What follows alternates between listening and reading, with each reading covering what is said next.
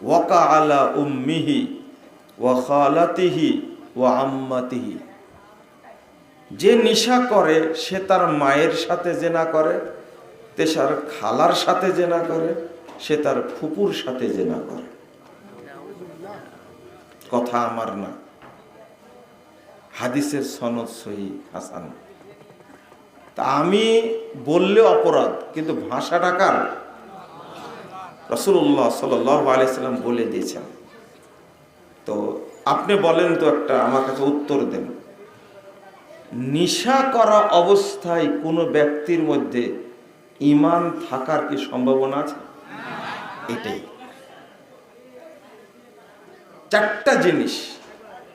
একটা হলো, একটু খেয়াল করেন, যে মানুষটা খালার সাথে, মায়ের সাথে, ফুফির সাথে জেনায় লিপ্ত আছে, এইরকম পাপ করে, তার কোনো আমল কি আল্লাহর দরবারে কবুল হওয়ার কোনো সম্ভাবনা আছে?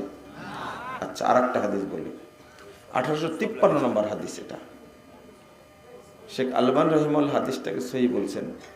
আর একটা হাদিস হলো, আপনি কিছুই করেননি, বসে আছেন এখানে, একটা অপরাধ করেছেন। রাসূল সাল্লাল্লাহু আলাইহি ওয়াসাল্লাম বলছে, ইন্নাল্লাহা লা ইয়াকবালু দুআআন মিন কলবিন গাফিলিন লাহিন, নিশ্চয় আল্লাহ তাআলা অমনোযোগী, উদাসীন অন্তরের কোনো দোয়া কবুল করেন না, ইবাদত কবুল করেন না। এই যেখানে বসে আছেন, ইবাদত না? অবশ্যই ইবাদত। যে ফজিলতটা বললাম, ইবাদত না হলে একটা ফজিলত হতো না। কিন্তু আপনি বসে আছেন ইবাদতের মধ্যে, কিন্তু মনোযোগ নাই। কি নাই? মনোযোগ নেই। হয় বাদাম খাচ্ছেন, বাদাম খেতে একটা সমীকরণ আছে, টিপ দেওয়া লাগে ঠিক মতো, নাহলে ফাটে না। কিন্তু এটা জানেন আপনারা? আবার দুইটা বাদামের বিচি আছে, 2-3টা, ওইটা যেন হাত থেকে পড়ে না যায়, খেয়াল রাখা লাগে, তাই না? উপরে কিন্তু চোঁচা আছে, ডলা দেওয়া লাগে, ফু দেওয়া লাগে, এরপরে মুখে দেওয়া লাগে। তা আপনার মনোযোগ কি আমার দিকে না বাদামের দিকে? আমার দিকে একটা জিনিস আছে, চোখ দুইটা আছে, আপনার মনোযোগ নাই। আর কোন অপরাধ আছে আপনার এখানে? শুধু অপরাধ এতটুকু, ঘুষ খাওয়া না, সুদ খাওয়া না, মদ খাওয়া না, গালি দেওয়া না, জেনা করা না, শুধু আপনার মনোযোগটা নাই। আল্লাহ বলছেন তার ইবাদত কবুল হবে না। এর অর্থ কি জানেন? ভিতরে ঈমানটা নাই, এটাই কারণ। ওই জন্য মনোযোগ নাই। এই মনোযোগটা ছিনতাই করেছে ইবলিস, শয়তান। আপনি বলবেন এটা কেমন হলো কথা? মুজাফফর আমার কথা বলে না, এটা মনে রাখবেন। রাসূল সাল্লাল্লাহু আলাইহি ওয়াসাল্লাম বলছেন, ইন্নাশ শাইতানা ইয়াহযুরু আহাদাকুম ইনদা কুল্লি শাইইন মিন শানিহি। 2033 নম্বর হাদিস, সহিহ মুসলিমের হাদিস। নিশ্চয় শয়তান তোমাদের প্রত্যেকটি কাজে, প্রত্যেকটি মুহূর্তে ও হাজির থাকে, উপস্থিত থাকে। প্রতিটি কাজে শয়তান আছে। আমি একটা একটা করে ধরে বুঝা দেই, তাও আপনারা বুঝতে চান না। তাহলে আমার মনোযোগ যে শয়তান ছিনতাই করে, এটা বুঝেন তো? আহা, রাসূল সাল্লাল্লাহু আলাইহি ওয়াসাল্লাম বলতে, হুয়া ইখতালাস ইয়াখতালিসু শয়তান, এটা হলো শয়তানের অপহরণ। সালাতের মধ্যে আপনার মনোযোগ নাই কেন? কেন? শয়তান আপনার মনোযোগকে অপহরণ করেছে, ছিনতাই করেছে। ইখতালাসু শয়তান, শয়তান সেটা অপহরণ করে। তা আপনার হাতে হলো বাদাম, মুখেও বাদাম, আর চোখ কোন দিকে? আমার দিকে, এমনি তাকায় আছেন এদিকে। তাহলে চোখ থাকলে তো হবে না, কি থাকা লাগবে? মনোযোগ।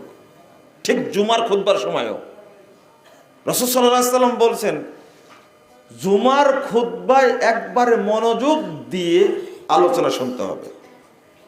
আমি যে বিষয়টা বোঝানোর চেষ্টা করছে আপনাদেরকে, খেয়াল হয় কি বোঝাতে চাচ্ছি? খেয়াল হয় না। সেটা হলো না না না না, আমি বলছি যে কবুল না হওয়ার কারণ কি, তাই না? কবুল হয় না। একটা আগে বললাম, কোনো না কোনো ভাবে কুফুরের সাথে, শিরিকের সাথে জড়িত, না হলে নিফাকের সাথে জড়িত।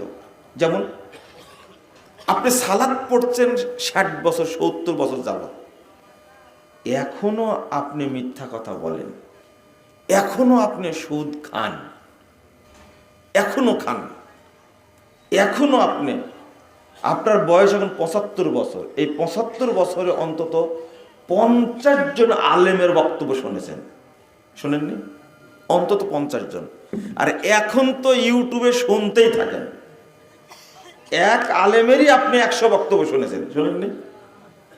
কিন্তু এখন পর্যন্ত এই 75 বছর বয়সে এই 1 ইঞ্চি প্যান্টের নিচটা কাটতে পারছেন কি?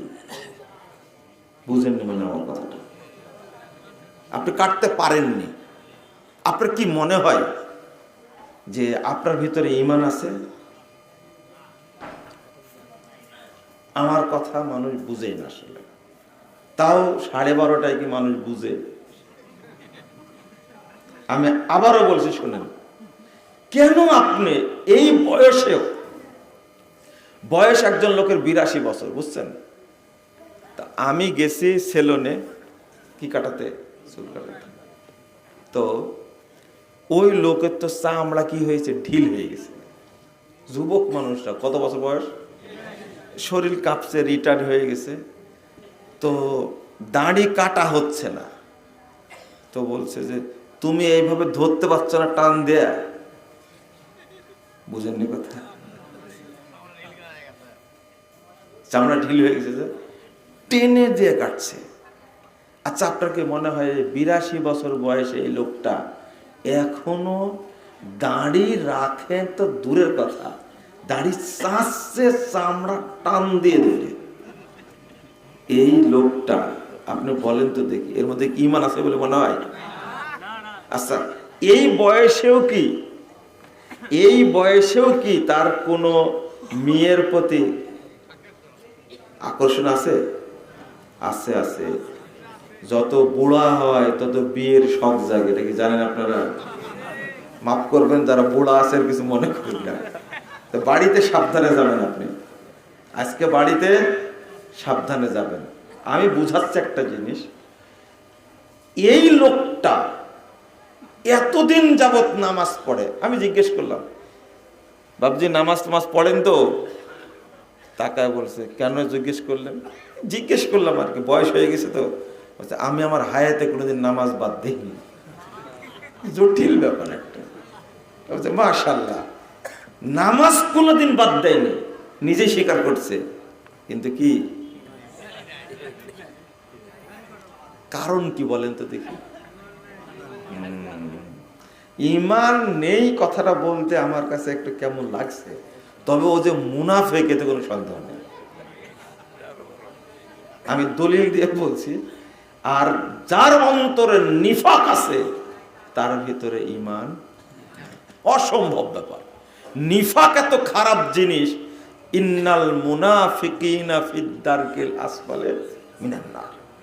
আল্লাহ বলছেন যে মুনাফিকরা জাহান্নামের সবচেয়ে নিচে থাকবে, সবচেয়ে, কাফেরদের চেয়েও খারাপ। তো মুনাফিকের অন্তরে কি ঈমান থাকার কোনো সম্ভাবনা আছে? আপনি মুনাফিক কখন ভাববেন? আমি একটা কথা আজকে আপনার সংজ্ঞা বুঝাই দিই। যখন অনর্গল পাপ করতে থাকবেন, তখন নিজে নিজেই বুঝে নেবেন আমি একজন কি মুনাফিক। 6308 নম্বর হাদিস, সহিহ বুখারীতে খুলবেন। আম্মাল মুমিন ইয়ারা যুনুবাহু কান্নাহু কায়িদুন তাহতা জাবালিন ইয়াখাফু আন ইয়াকা আলাইহি। একজনও উঠবেন না, আমি এর বক্তব্য বোঝানোর চেষ্টা করি, মাফ করবেন। আমি আগেই দোয়া করেছি, কিন্তু যারা আয়োজন করেছেন এবং আমরা যারা অংশগ্রহণ করেছি, আল্লাহ আমাদের তুমি সবাইকে ক্ষমা করে দাও। আমি কি আপনার শত্রু? দুশমন। দ্বিতীয় দোয়া করেছি, আল্লাহ তুমি আমাদের সকলকে জান্নাতুল ফেরদাউসের জন্য কবুল করে নাও। আমি কি আপনার শত্রু হলে এই দোয়া করতাম? 1 মিনিট সময় দিলাম, যার উঠার উঠে যান, এরপর উঠতে পারবেন না কিন্তু।